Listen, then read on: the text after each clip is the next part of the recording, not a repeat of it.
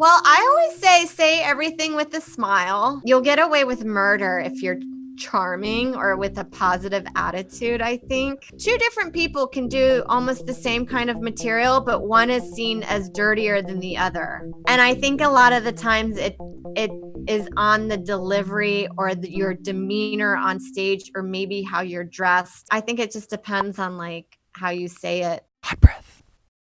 All right. Hot breathiverse. Welcome back to Hot Breath, the show where you learn comedy from the pros. This is our live Q&A series happening exclusively in our Facebook group. So if you're listening to this later on our podcast or watching this on our YouTube, go into the description, click join the Facebook group to get involved in more Q&As and much more with comics from around the world. And today's guest, I've been a huge fan of for years, and it's so exciting. She is finally releasing her debut album, Voluptuous Boy, which makes me laugh just thinking it. But please welcome to the Hot Breathiverse, the one and only Sarah Tollemache, ladies and gentlemen. Give it up for Sarah, everyone. Having me. Absolutely. Thank you for doing this. Oh my gosh. So yeah. Let's make sure we on. I mean, we are on, but I want to make sure. I did I made a cool overlay for this for our interview, and I wanted to see. Oh, really? It's all fancy pantsy, and I think it works. Oh, cool. We're just upgrading. I don't even know what it is. What's an overlay? I stream using a program called Ecamm, where you can add like overlay kind of. Instead of Zoom, where we're just seeing black, it's like a white border with the show logo and all that. Oh, I got to do that. I keep wondering how all these people are doing it. And then I never ask, so it's good to know. Yeah, this is the only way I've been able to find. But I think you can do it within Zoom if you pay like the top rate or whatever. But I don't know. It's like I haven't been on stage since March, so I'm like, where can I spend my creativity? You know, so it's been doing this. Yeah, I wish I invested in Zoom. I know. They must be killing it. What have you been doing? Because I've seen you're doing shows more recently. It seems like what have you been doing to like stay creative, to stay sharp? Like what have you kind of been doing to spend your time right now? Well, I like making videos, so I do that, sketches, and then or like short film stuff.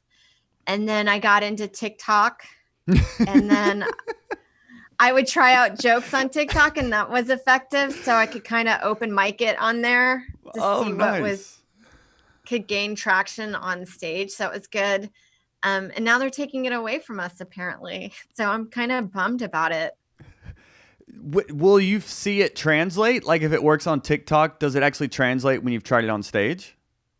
Yeah. It's like I treat it like Twitter, and that's how I would try out jokes anyway. Is like I would tweet something, a thought, and then if it got a lot of traction, then I was like, oh, maybe there's something here. And then I just try it on stage, and then generally most of the time it works, but sometimes it's too zeitgeisty that it would only work for about 5 minutes, and then everybody's moved on, and there's no point to like do it on stage and then explain something that was so small 6 months ago. Yeah, I love hearing a grown up as a grown woman in your 40s. You're like, I'm trying this TikTok thing, you know? All the kids. Oh, there's a lot of us on there. Oh, yeah. I'm seeing all the comedians. It's just funny to see like grown-ups. But yeah, I was just talking to John Reap, and he's like, yeah, I've been on TikTok dancing with my mom. And I was like, all right, internet, okay. Yeah. Their algorithm seems to be a little bit more democratic than Instagram's. Yeah, that seems to be the big draw. It's like you can have a rags to riches story on TikTok more than you can on Instagram. Well, how long have you been doing comedy? Probably close to 20 years, but I would say, on a more serious level, probably the last 10 or 12. Wow. Okay. Yeah. Because you started in Houston, correct? Yeah. And it was just different. Meaning, like, I don't know, you think you're doing it by going on stage once a week with a showcase show every few months or so, and then you're like, oh, I'm doing it. But then when you move to New York, you're like, you're not really doing it. Until you get to like New York. Yeah, when you're like actually working on it, going out every night, building a set where, if you're not getting a lot of stage time, I think it's hard to build a set. Yeah, and I didn't realize 20 years, but you've been doing it seriously for 12. Like, this is just now your debut album. You've made several late night appearances and things like that. But what made you feel like you were ready to release an album? Well, I had been probably having like my 45 minutes to 55 that I really liked for a while. And then I never really thought about it because I always thought about it more in the aspect of like, well, who's going to buy it? Because I can't, it's hard to get seats filled right now where I'm at. So that's where I was at with thinking about it. But then 800-pound gorilla came to me and was like, hey, would you be interested in doing an album? And then I was like, well, this is as good as time as any. I've been headlining a little bit for a while. I feel comfortable at least attempting to get it on to record it. And then, I was like, why not? And then after I did it, then I was like, I should have just been doing this the whole time. So now I regret not working on a longer set earlier. What made you think, oh, I should have been doing it earlier on? Like, how long into your career do you think it's good for a comic to even like pursue that?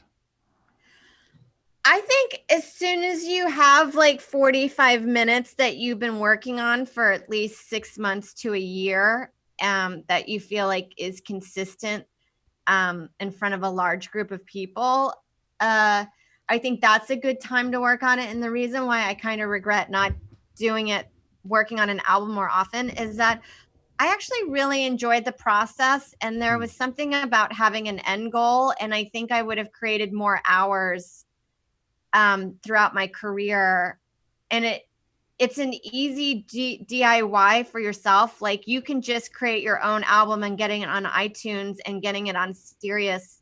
Like, you don't need a record label for that. That's a good way to have people share your stuff and then get a larger audience to know who you are, and maybe that can get them to come to your shows. So it was just like an enjoyable process, I thought.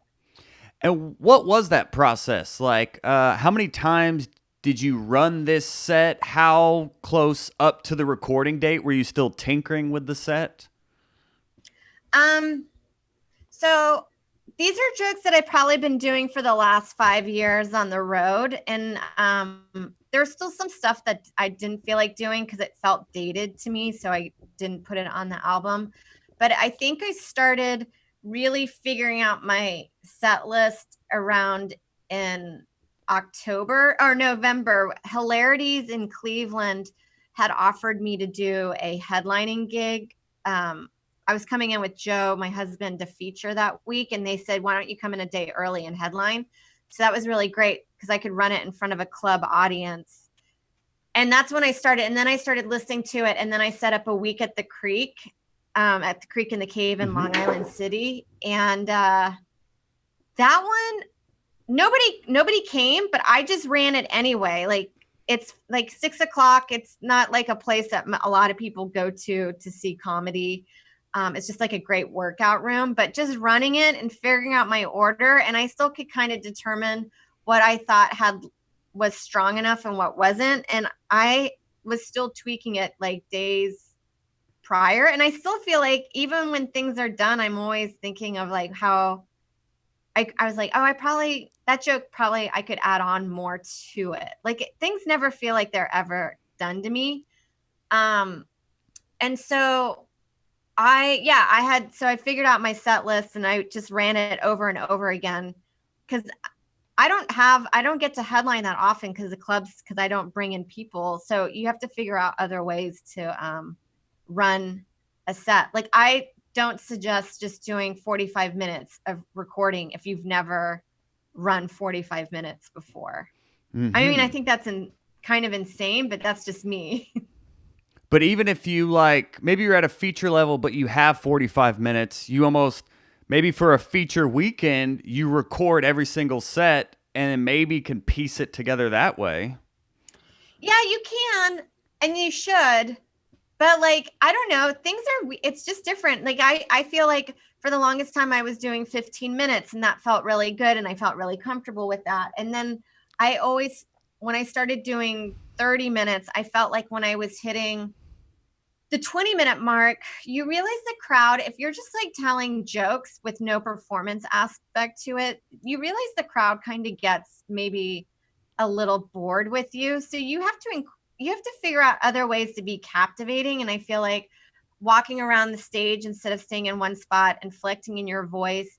And I feel like you only do that, you work your rhythm of your long sets by running it over and over again.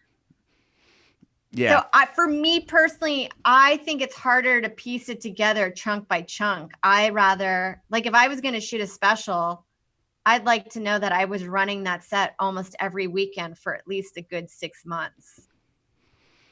Yeah, and that is good to know of you saying it's like have a 45-minute set, but then work it out for 6 months to a year and then record it. It's like the refining process.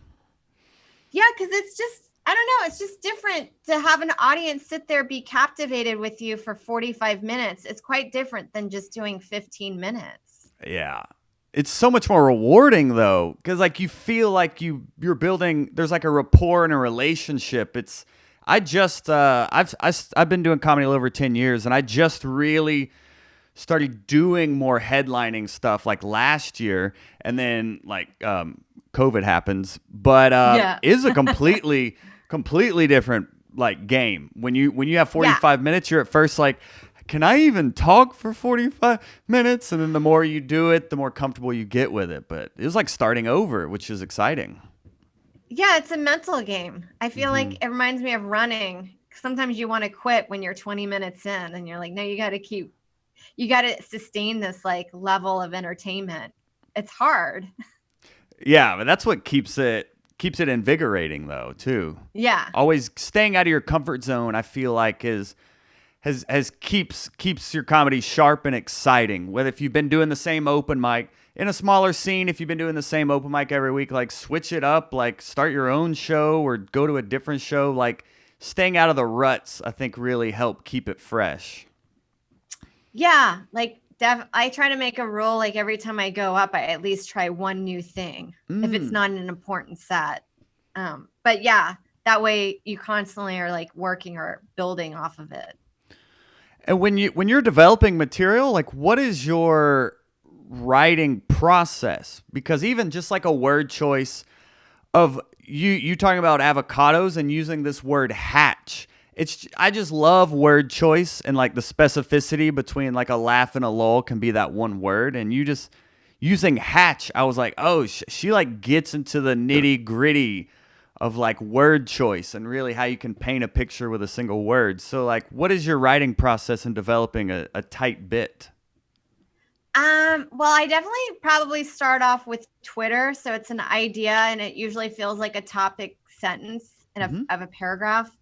And so I generally go off of a feeling that I have.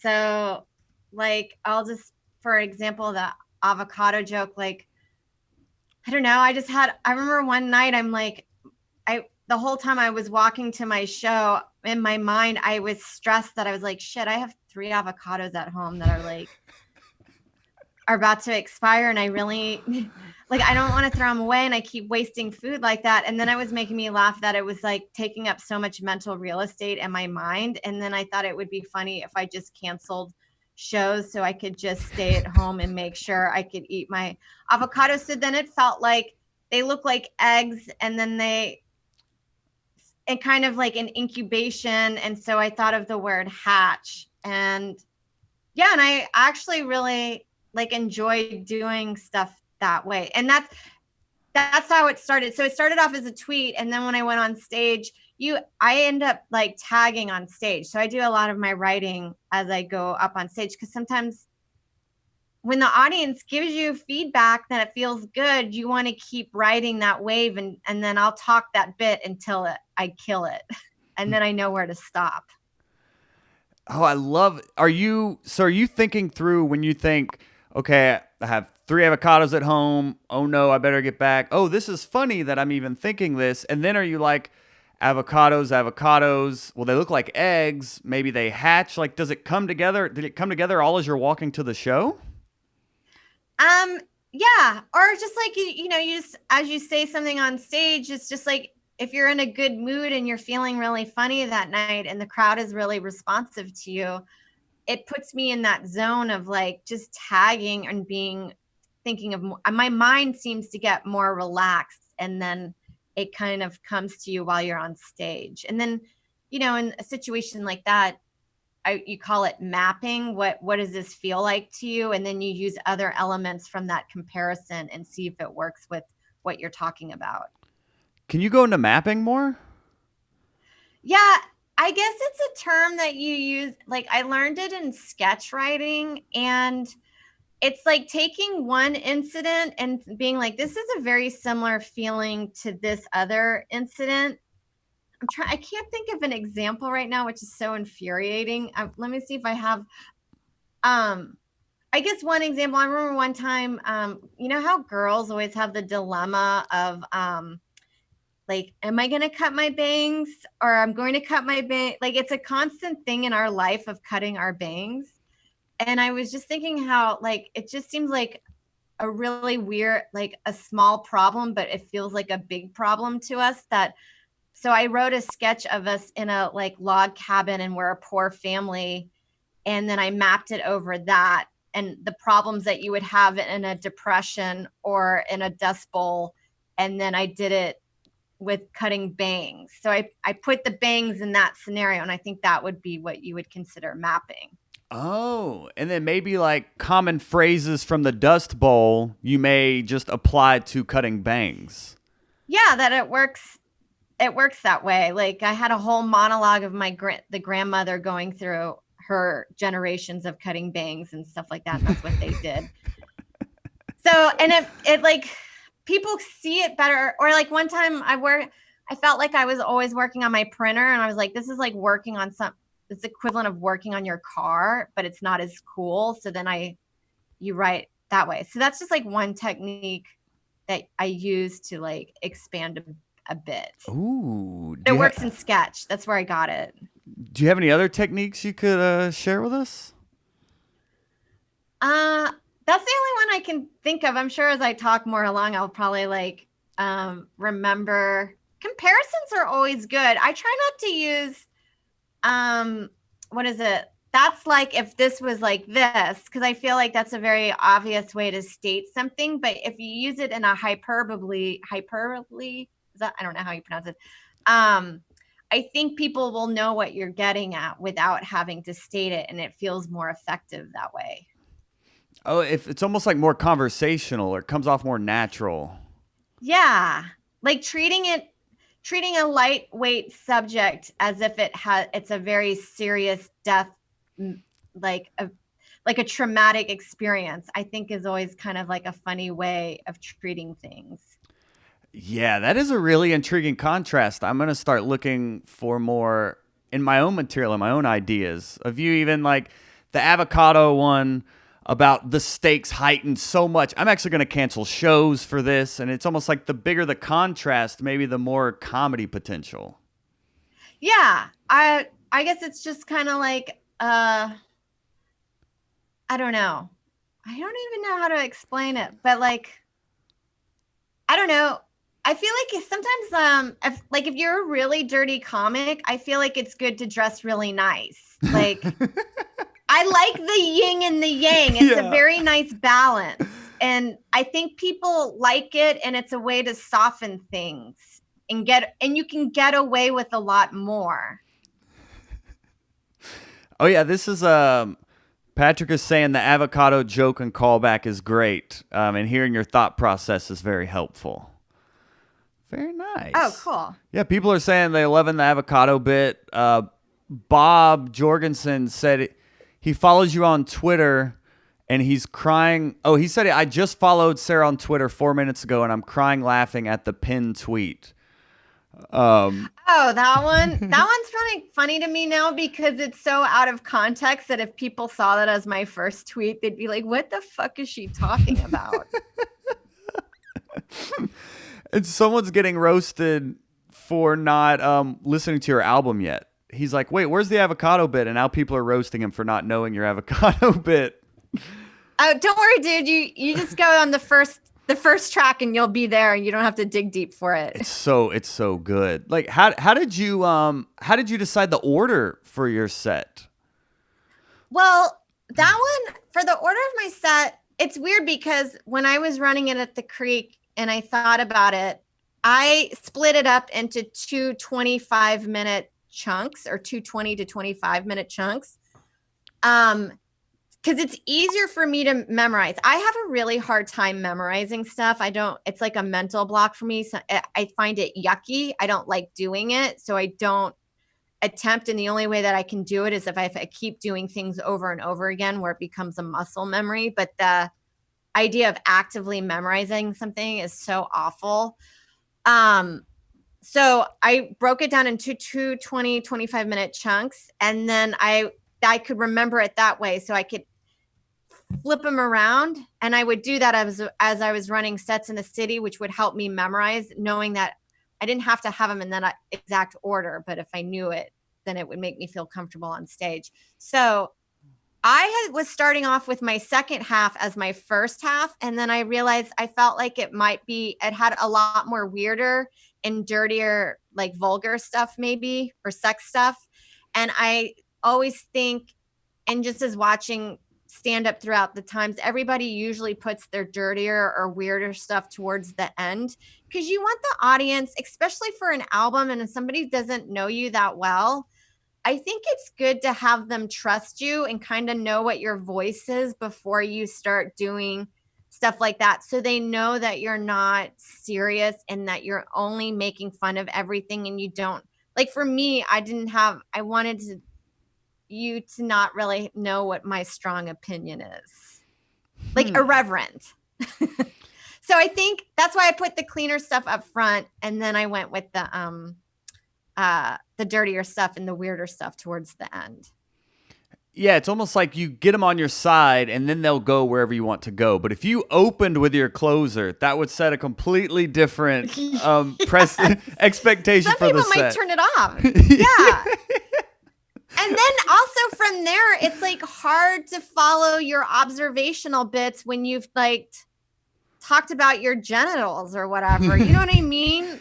Like I'll notice that when I have to follow certain comics on stage, if they're particularly vulgar, which is fine because I'm vulgar too, but like to follow that in a different energy, and then you're going up there talking about your printer or avocados, then the crowd is like, what? Yeah. Like it takes a while to reset. And so it just makes it very difficult. So I'm like, why would I set myself up for failure in my own set? So I decided with that to start with the cleaner stuff up front and the more relatable, broader topics. And did you have like a set list? And are your set lists like pen to paper? Are you in your phone? Are they keywords? Are they phrases? How do you do that? My set list, so I have like two notebooks. I have a notebook that I just kind of free write in. And then I have my set list that I actually use probably more often than my actual joke book. And it's just my sets that I'm working with. And I usually flip back. Sometimes I forget a joke. I accidentally drop one as time goes by. And then I get to flip through my set list and be like, oh yeah, I forgot about that. I should bring that back here, or that goes better with this bit now. So yeah, I write the same, even when I know I already have my set list memorized, I write it because it's like a nervous tick before a show. It makes me feel better to at least feel like I'm in that mindset to like go up on stage if I write my set list.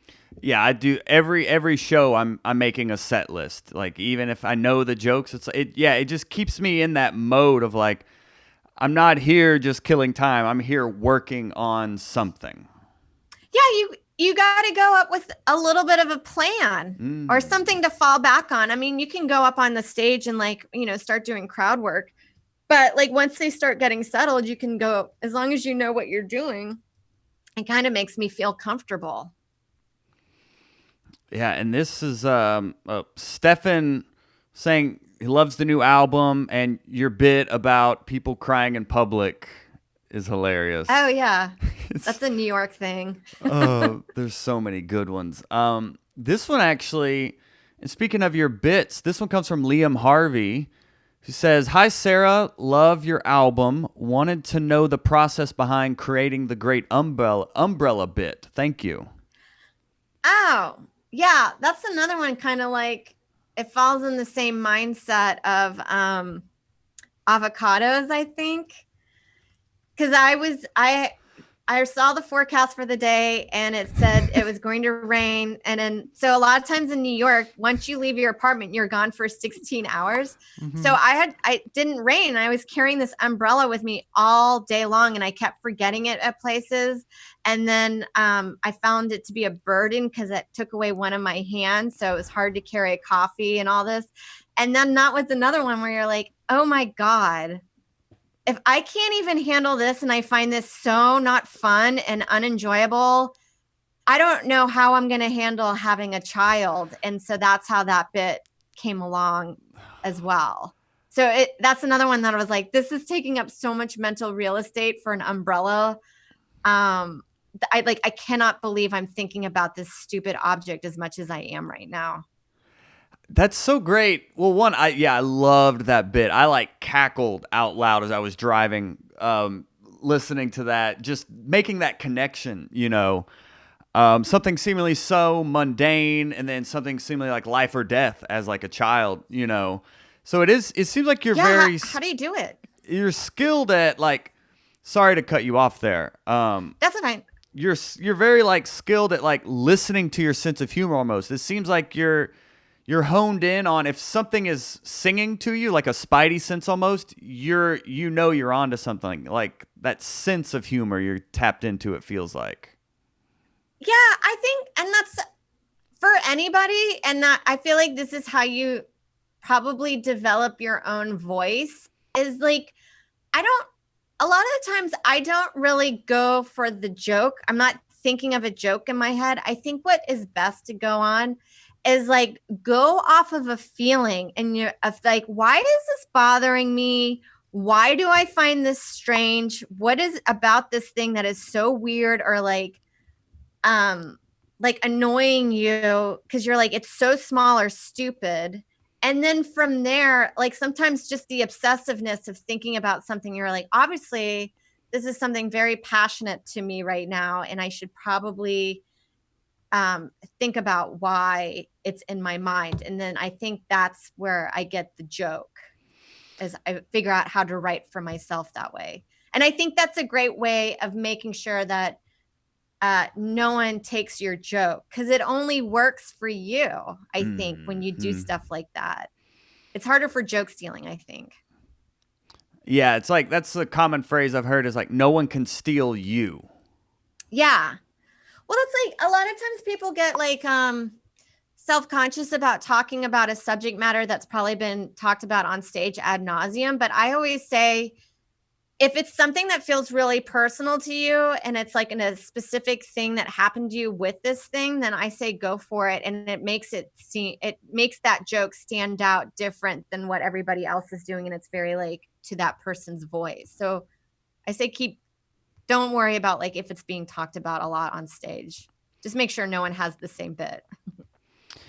Yeah, and finding your voice is something all comics strive for. Is it when because 20 years in, and 12 years seriously, but like when did you think, or was there a certain bit to where you felt like you were starting to kind of open up a new realm of your comedy and into your voice? Well, I feel like Twitter helped me out a whole bunch because it was really a place to put thoughts up and not care. Like at first I didn't even understand faves and retweets. So I was just putting all kinds of thoughts up on Twitter and not even in joke format. And then just realizing people had similar situations like that, then that made me realize, this is probably something I could talk about. So something so niche or whatever, you're like, no, a lot of people know what you're talking about and you can do this. sometimes on stage it won't hit, but there'll be an audience that likes it and they'll find you once you uh do that. But then I think I had one bit where I took the train and this guy was like, I don't know, the way he approached me was so weird.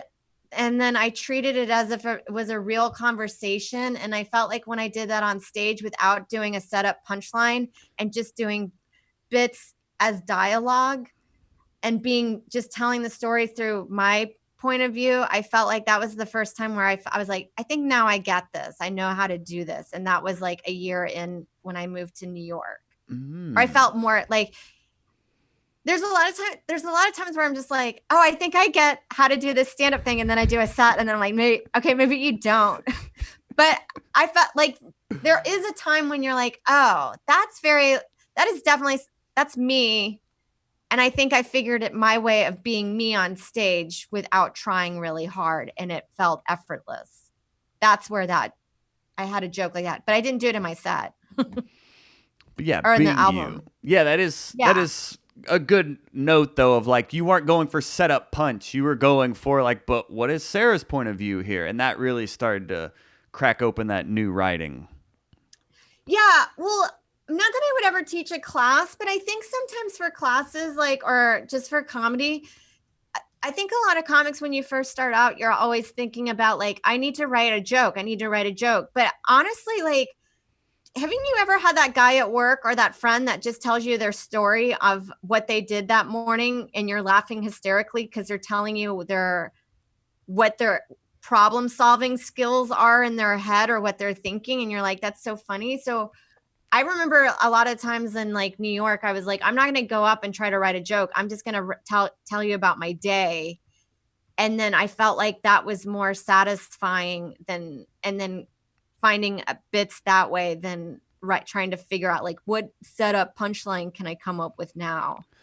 Yeah, I definitely started like one-liners first and not way less conversational. We just had Kyle Kinane on here and he mentioned the same thing where he first like learned joke structure, and it's kind of like learning the rules before you break them in a sense. So it's like, yeah, but that's what I've learned in interviewing over 200 comics is like there's no one way. It's like everyone has their own unique way at the end of the day.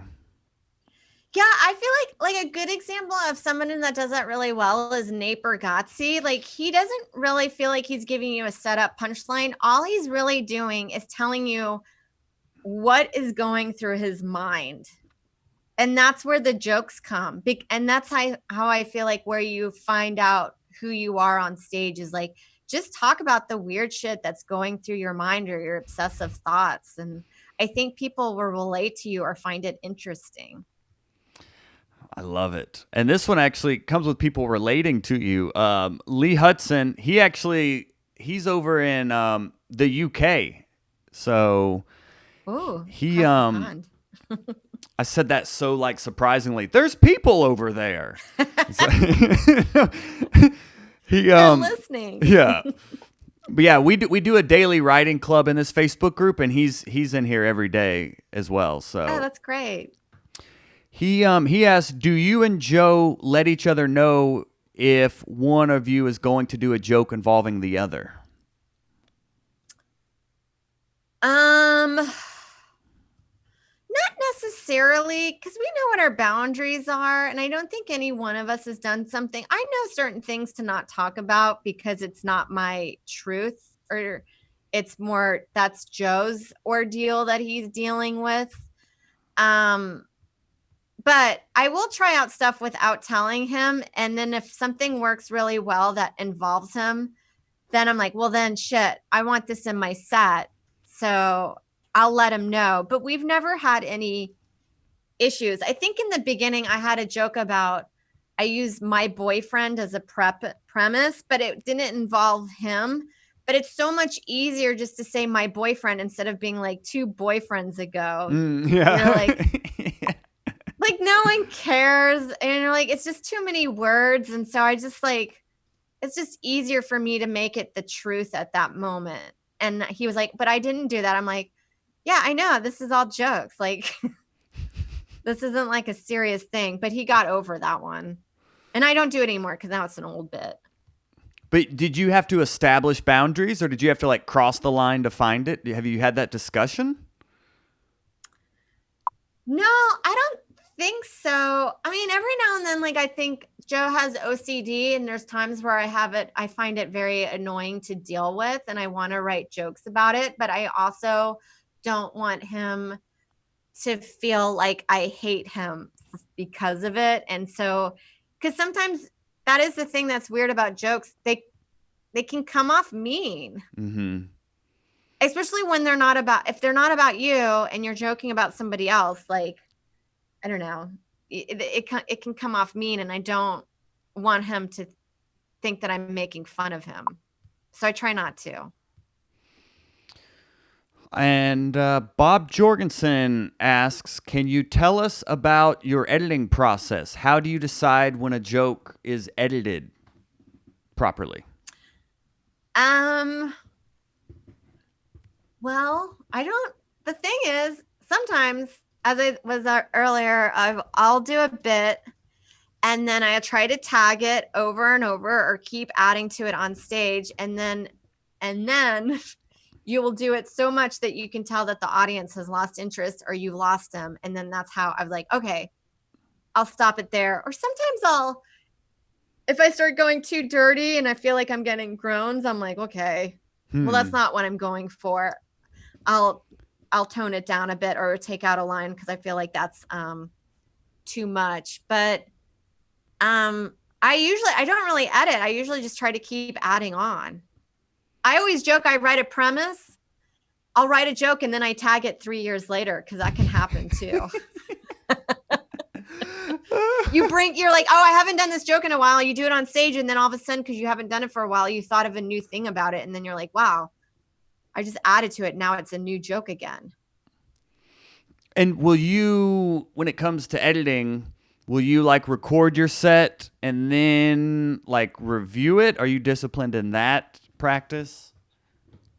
I try. I'll listen to a set. The reason why I record a set is because sometimes you'll have this happen. You'll have a joke that's working really, really well on a consistent basis for a while. And then all of a sudden, out of the blue, it stopped working. So then I have to go back and listen to when it was working and figure out what I was doing differently to what I'm doing now. Uh-huh. Every now and then it's because you dropped a phrase. I naturally drop stuff, and it's not because I do it on purpose. It just happens. You forget about it. And then that's why you got to listen. You got to go back and listen. Yes. The work that people don't see in comedy is that like writing, recording, reviewing, performing. It's just like people just think sometimes it's just a magic trick. Yeah. No, you're like, yeah, you're constantly. I mean, I'm always working on the wordage on stage. Mm-hmm. I'm like, okay, that wasn't. Like, I have a bit right now about throwing, and it's not on the album, but it bothers me that it'll work sometimes and it doesn't work now or all the time, about the idea of throwing trash into space. And so I always am like, every time I try it, I always try different angles with it or pair it with another bit or maybe use it as an emphasis for another joke or something. How do you find, because I like, a lot of people do try to do edgier, dirtier material. And you mentioned how sometimes you get too many groans and you have to dial it back. How do you find that sweet spot that still makes like a dirty joke still like palatable? Well, I always say everything with a smile. Ooh. You'll get away with murder if you're charming or with a positive attitude, I think. Just think of like, isn't it crazy? Sometimes you could do it. Two different people can do almost the same kind of material, but one is seen as dirtier than the other. And I think a lot of the times it is on the delivery or your demeanor on stage, or maybe how you're dressed, or, I mean, there's so many factors, but I feel like um yeah, it's just like, I think it just depends on like how you say it. But I don't want to gross out anybody, but you can actually work with a groan. Sometimes if you get a groan, it causes tension, and then you can figure out a line to release that tension with the groan, and then that can make the groan worth it. Huh. You Like, almost sometimes like a crowd is like, and then sometimes that feeling, you're like, well, I don't want them to, I feel like I hit a nerve with them. And then you can take that tension and then you can use it to your advantage and either have a quip to come off of that or not. Oh, right. And react to the groan. Almost have a tag off of the groan. Yeah, it's a way to like, turn the room around. Sometimes you could feels like you're about to lose them with a bit and you get a groan. And I feel like if you have that happen, you should kind of figure, and you want to still push through that bit, you should figure out a way to use that groan to your advantage and figure out a thing to say after that to deflate the moment and then get back into the bit again or something. But it's a great way to get one extra laugh, I think. So you shouldn't really be that afraid of a groan. You just don't want to. I like, some people are like, a groan is just as good as a laugh, and I'm like, no, it's not. It doesn't feel as good to me. Yeah, I like, it's a reaction though, so they're not texting or tweeting, so they're still listening and invested, but yeah. Yes. Yeah. But so like, that is true. So if you have them listening, just try to deflate it, and that'll be a great way to get an extra laugh, or you'll go down another tangent or something. Oh, that is gold. Well, let's go ahead and get ready to land this plane. We're trying something different here with you, Sarah. This is our first time trying this, but we're actually going to bring in a member of the Hot Breathiverse here. She's a huge fan. She actually, we do a daily writing contest. She just did a three-peat. She just won 3 days in a row this past weekend, and she's listened to her album like 3 times, she said, and I just thought it would be a perfect opportunity just for y'all to connect, comic to comic. So let's welcome to the show here. We have Amanda. Her Facebook name is Amanda O, everyone. So let's see if we can get her in here. Amanda O. And then let me pull up this other. Did it work? So intense. Oh my goodness. You're in a comedy club. Oh my God. I am. I'm in New York. I'm at the Cellar. No. Do they know? I love that. I just snuck in. They had the key under the mat. So cool. Well, welcome, Amanda. Please, ask away, say hey, whatever you want to do. This is your time. Awesome. Hi, Sarah. It's nice to meet you. Yeah, you too. So I'm like a stand-up newbie. But I listened to your album at least 3 times. I just love it. It's really, really awesome. And then I had a joke, you talked a little bit about your comedic voice. How would you personally describe your comedic voice? I guess maybe a little dry or irreverent. I try to make fun of both sides, or keep it, even the darker stuff, a little bit on the lighter side, not like a lecturing thing, because I just don't have the chops for that to be a strong opinion and then have to defend it. Because I feel like you have to know your subject matter, and I only read headlines and a little bit of the articles, so I try not to. But I guess anecdotal are things that throughout your day-to-day life where you're like, why is this making me feel weird? And then try to figure out why, and or your obsessive thoughts or any weird thinking that you have. I think that's how you get your point of view across. Awesome. And then how do you go about joking about touchy subjects like religion or something, without offending most people? I know I never want to offend too much. I mean, some comics love to, but and they're really good at it. I try to keep it as simple as possible. And I also say, I do think saying things with a smile or letting the audience know that you're dude, we're just here to have fun. And this is if you can't joke about the serious stuff, then I mean, it just makes life a lot easier. Than I don't know what to say to you, you know, like, Yeah. that's how I try to treat it. Like, I try in my mind, I try not to give it weight. Like, just act like it's like, if you're talking about a subject matter that's dark or heavy or maybe very personal, just treat it as if it's a joke about, you know, day-to-day observations or something like that.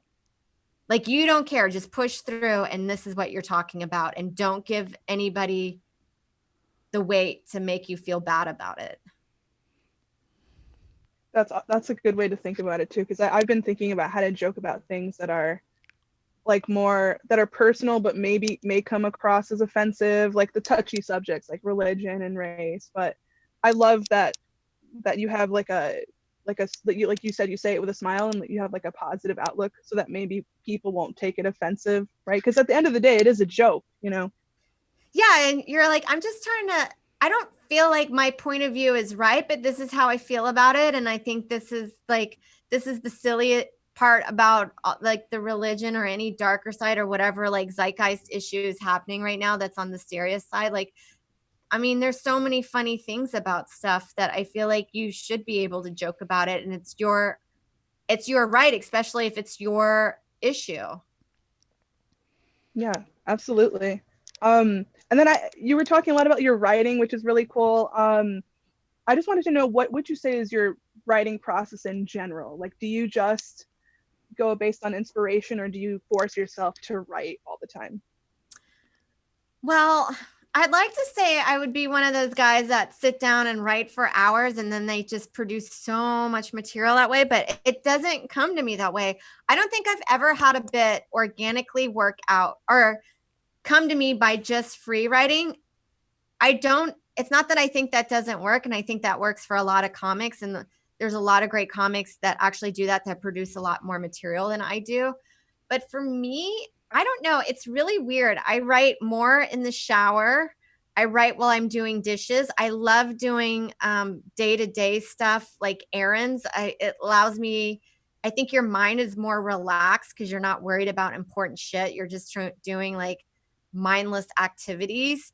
Um, I think I have obsessive thoughts. So it naturally comes to me to like think of moments that, you know, even years ago that bothered me. I'm like, why is this bothering me? And then I think of a joke to make myself feel better about it. Like I remember I had that bit about, I had to go to the hospital and it was so annoying that I spent so much money for having colitis. And then I was like, how funny that I just spent, that was like the most expensive diarrhea ever. And that bit came to me while doing the dishes.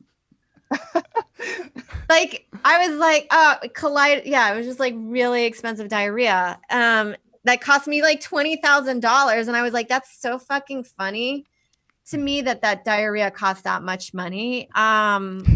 And so all those bits, and then like the Marie Kondo, I was like, why is everybody so fascinated with Marie Kondo? And I'm like, isn't it really interesting that she's an Asian woman that came over here and she's telling us to throw stuff out, even though in culture in Asia, they make a lot of the products that we buy, that we consume. And I just thought it was so funny to think of, like, all of the stuff that we're buying is from Asia. And then we have an Asian lady being like, throw it out. And I was like, oh my God, what if I was doing the dishes and I was like, why is that so weird? And then I was like, it'd be weirder if an American lady went over there and told them to buy crap. Like, so I flipped the script on that one. And like all of those came from like driving, but a lot of stuff just comes from, I find that I write when I'm hanging out with friends and my mind is relaxed and I'm having a really good time.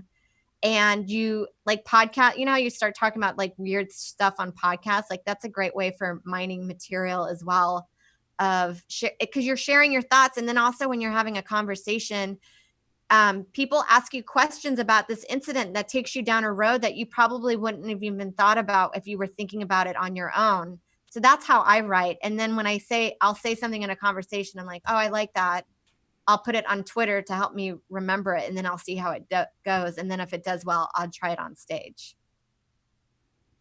That's cool. That's good advice. I feel like the friends one at first I need to have friends, so I'll do that. Aww. Start a podcast or hang out with other comics. Like all my friends are comics. So just go to the mic. You start meeting people that think the same way, and then you do just naturally shoot the shit and you share your bits with people. Or sometimes you'll do an open mic and then somebody's like, I really like that bit. I think that's got legs to it. And then it's something that you never even thought about. And then they tell you to do it on stage and you do it and it'll work. So like, just hang out at mics. You're just naturally going to make friends there.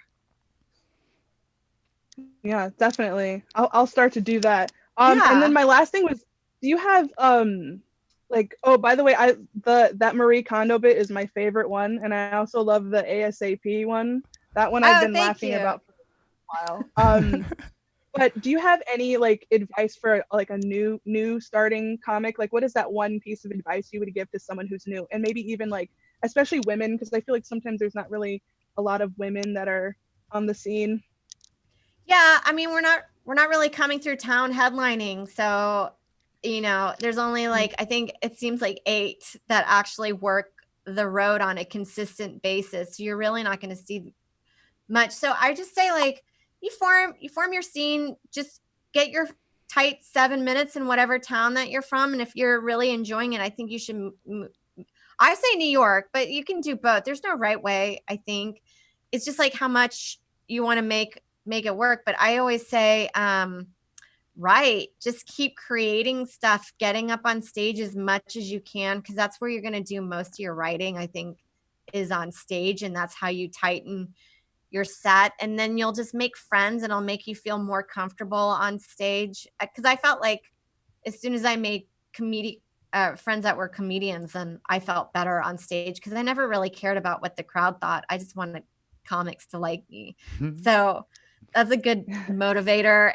And then for me, that worked out really great, is like, to get your voice seen, you really should just be like creating stuff and putting it online, because we're online like 24/7. It's like a cocktail party. It's a great way for a lot of people that wouldn't get to see you. And it's a good community. I know a lot of people hate Twitter, but if you learn to mute it and just treat it as a joke machine and gauge off of doing stuff like that, or writing sketches and putting videos up, like, that's such a great way for people to see you, rather than like, it's harder to go do live stuff, like, and get a huge audience base, but you can like really find a community by like putting your ideas up online, I think. Definitely. Yeah. Especially I'm from Connecticut, so there's not like a lot around here. But the online thing has been great. That's why I love Hot Breath and I love this community, because it's great to get that online thing. Shout out. Thank you.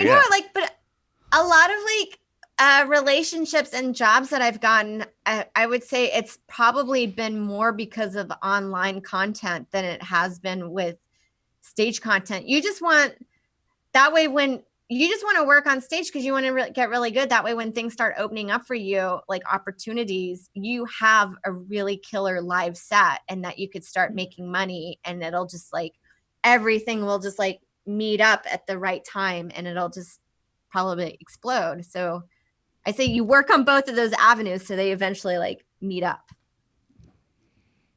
Thank you. That's really helpful advice. I appreciate that. Yeah, definitely. Awesome. Oh, that was so cool. Yeah, that's fun. I mean, I just want things easier for everybody else that started, because I felt like I had no idea what to do. And then like social media opened up, and I felt like it really opened the doors for me. And so I've tried to figure out ways that are like faster and easier, so you don't waste your time. Yeah, that's what this whole show started as, in this now online community, is it's like me being 10 years in. Some people in the community maybe have only done stand-up once, but it's just like, what did I wish existed when I started comedy? And just trying to give people the resources and information to then go put it to work, Yeah. I mean, nowadays it's like, it feels like a lot more work, but you can really create your own avenue in that, if you don't really get seen by industry, you could probably have a really great fan base and still make a really great living doing this. And honestly, if industry sees that you're pulling in money, somebody's going to want to take advantage of that. So I just always say, keep creating for yourself and doing that, doing stuff that you enjoy. And I think people will it's kind of like the law of attraction that people will come to you. I love that. Amanda, was there anything else you had for Sarah? Real quick, you mentioned New York. I mean, I'm from Connecticut. New York is closer. Is there a reason why you prefer New York over LA? I just think that there is so much stage time here, and it's going to be frustrating. It's a lot of it feels really bad, and you're going to travel a lot, but you can really you can bomb in obscurity here without industry really paying attention to you. Where I think in LA, it sounds like a lot of industry can be in some of these shows that you're going to be on that you might go up a little too early. And it is weird. It's like, if you don't do well, they kind of remember, and it's unfair to base you off of one set. And I feel like in New York, you can just experiment and kind of figure out who you are a little bit and be in the community more. And I just feel like you got to move to one of the bigger cities, because I mean, people are lazy. They'd rather just go look in their backyard for talent than go around the country and figure it out. And then you're going to get most of your work from comics rather than industry. And it's from them that's hyping you up is what's going to get you work. So I say surround yourself with talented people. Gold. Yeah. Awesome.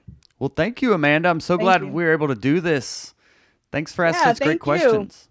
People are cheering you on. A lot of people saying, yeah, Amanda, and giving you applause. And yeah. Moved to New York, but things are opening up. We have a lot of outdoor shows now. So. Oh, really? And rent's probably going to be coming down. So I'd say take advantage in the next few months if we have our shit together with the pandemic. Yeah. Good advice. I'll see. I would love to. New York is awesome. Thank you so much for answering questions and chatting. Thank you, Joel. Yeah, absolutely, anytime. Amanda. Yeah. Thanks for hanging out. All right. Let's get back. We're going to land this plane here now. Okay. She's Sorry, this is like Zoom exits are always awkward. Oh, I know. I try to hold the smile the whole time. Yeah, this is our first time experimenting with that. So that was, I'd say, a great success. Yeah, it was fun. So just in closing here, do you, well, first, where can people get your album, support your album, and anything else you have going on as well? You can get it anywhere. It's on all it's on Pandora, Spotify, iTunes, Amazon Play, Google Play, or all that stuff. You can get it there. And then I'm always wanting my Instagram to build. So follow me at Tollemache, or Twitter. It's the same handle, STOLLEMACHE. Awesome. And we'll be sure to link to, because you have a great link that links to all the different places you can get the album. We'll be sure to share that in the description of this episode. Because what was interesting is you talked about the label approaching you, and you said 800 Pound, but is that connected with Laugh Button? Are they kind of one and the same now? Yeah, I think they're one and the same. Oh, okay. Yeah, because I saw it was on Laugh Button Records. So are they, when you go with a record versus independent, is it because it debuted at #1 on iTunes and all these great things? What is the perk of a label versus independent? Well, so the perk for doing independent, you don't have to pay for advance, but there's probably some money that's going to come out of your pocket, but it'll be under your control. The thing that I liked about 800 Pound Gorilla or Laugh Button is that they'll do research on you. They look at your analytics, their Instagram and that stuff, and see where your demographic is. And then they know, and when they listen to your album and all that stuff, they kind of know what serious playlists that you can get on, or what Pandora stations that would be good for you, that would more people that you would hit hard, and then people would share or like. And so they're good with algorithms and doing the market research and like promoting and doing all that hard stuff for you, that I think if you did it on your own, you know, like you could probably put it out, but it might not hit as strong or make any income, but it'll just be something that'll feel good for yourself. Yeah. So that number one, debuting at number one, which Bob asked, do you now have a blood feud with Weird Al since you knocked him out of first place? Well, I knew I wasn't going to last at number one that long. First of all, it's like Jim Gaffigan dominates. And I know he's got like 10 albums and they're all in the top 10 or 20. Yeah. And you know what's really weird? So I did research, and I'm not saying, I don't know, but there's only 3 women about in the top 200, and 2 belong to Kathleen Madigan. Huh. So it's just like really interesting. For some reason, it feels like there's not a lot of female comics on the album circuit, or maybe people don't like to hear her voices. No. I don't know. I'm like, what's happening there? But that is something that I noticed. So I knew I wasn't going to last on there that long. But when you set it up as a pre-order, like when you go with the record label, it helps you jump to number one, which helps you get pushed up the algorithms and like sell it easier and all that stuff. So set it up as a pre-order, so then when it's released, it like surges and you can get higher ranks. Smart. Because from some reason, I was talking about with some other comics, I think in order to get like number one, you only have to sell like 60 copies that day. So if you just sell slightly more than Jim Gaffigan that day, you will hit number one for about 10 minutes, and then he'll knock you off. But you can forever say number one iTunes album, you know? Yeah, for sure. That's awesome. Awesome. You just want that screenshot, and then you can post it up, and then your friends from high school think you're great. Oh, look, they're doing it. Look. Yeah. That dream did come true. Yeah. Awesome. Yeah, well, people really appreciate you doing this, and a lot of people thanking, and yeah, this has been amazing, Sarah. Thank you so much for taking the time to share all such valuable information. Of course. Yeah, I'm definitely comics. You should definitely go get Sarah's album. It's absolutely hilarious, and you'll add a lot of context to the things we got to talk about today. So go forth, and your podcast as well. Go listen to your podcast, right? Yeah, Vag Podcast with Adrian Appalucci. Beautiful. Awesome. Well, is there any closing comedy advice? Anything you've gathered over your years of experience that you have found most helpful that you could close us with here? Well, lately, so sometimes I feel like if you have goals, like I want to be on SNL, or I want to be a late night writer or something like that, I think those are goals that are like maybe a little bit beyond your control, and it might not work out that way. So I think your goals should be more based in, instead of like, what is something that you can do that can get you to SNL, or what is something that you can do that can get you to late night, is focus on that goal rather than that end goal. So be like, I'm going to write 5 new characters and I'm going to put them online. That is my goal for this year. Or I'm going to write a joke every day or every hour about what's going on in the news, because I feel like that'll make you feel better. You've hit your goal. That is something that you can control. And then I guarantee you the other stuff will happen and you will get work that way, rather than being like focusing on the prize. You should focus on the work. Amen. Could not have said it better. Focus on it'll make you happier. Yeah. Were you wanting to get on SNL and then something you had to like move on from? Yeah, I did.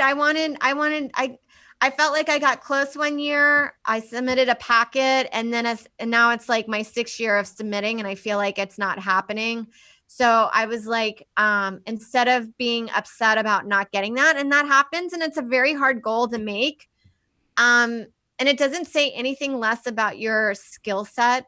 So what I decided, instead of doing that, I decided I'm going to make a sketch for my own Instagram at least once a month. So I started my own film festival to give me a deadline. And Oh. I feel like that's made me feel better. Because like, even when you write a packet, so you didn't make it. So why are you just sitting on these sketches that never got made? Like, you should go out and create stuff for your own Instagram, and then people will see it, and then you can like live off those likes and shares, at least from that, and that'll make you feel Live better. off the like. Who knows? I mean, we just had Sam J on here, and she had never written a sketch, and now she's a writer on SNL. Like, I don't know what the rhyme or reason to anything out of our control. It is. It's like, you could be the it person for industry, or that time where you had a rockin' set at Montreal and they just give you the job, and then other people are like grinding, writing sketches all the time, and then you're never making anything. You're just creating packets for these like conglomerates that don't make it for you. So why are you writing stuff for other people? You should write stuff for yourself. Boom. Because at least you can get that made. I love it. Focus on the work and not the prize. I love that. Awesome. Yeah, people are saying they're going to go check out Dina on your podcast. A lot of people commented about that. Oh, Dina Hashem, she's great. She's a great joke writer as well. Very nice. Well, I love this. You're a great joke writer as well, and thank you so much. That we learned a lot today, so we really appreciate your time, Sarah. Thanks. Of course. I love talking comedy. I like nerding out. That's this whole show. That's this whole show. Yeah. It's just nerding out about comedy. We had Joe on a few years ago when he was here in Atlanta for the Red Clay Festival. So when his special comes out, we'll definitely circle back with him. Yeah. But we just love it. It comes out this Thursday. It comes out this Thursday? Yeah, on YouTube, on Comedy Central YouTube channel at Oh. 9 p.m. EST. Oh, snap. Yeah, well then, definitely go check out Joe's special. Yeah, well then we'll follow up with him about that. I didn't realize it was that soon, but all right. Yeah. Very nice. Well, thank you for doing this, Sarah. This has been absolutely amazing. Go listen. Of course. Go get Sarah's album, everyone. If you're serious about becoming a comedian, join our Facebook group linked in the description below to start getting tips like these every single day, and watch this playlist of our top writing tips to improve your writing today.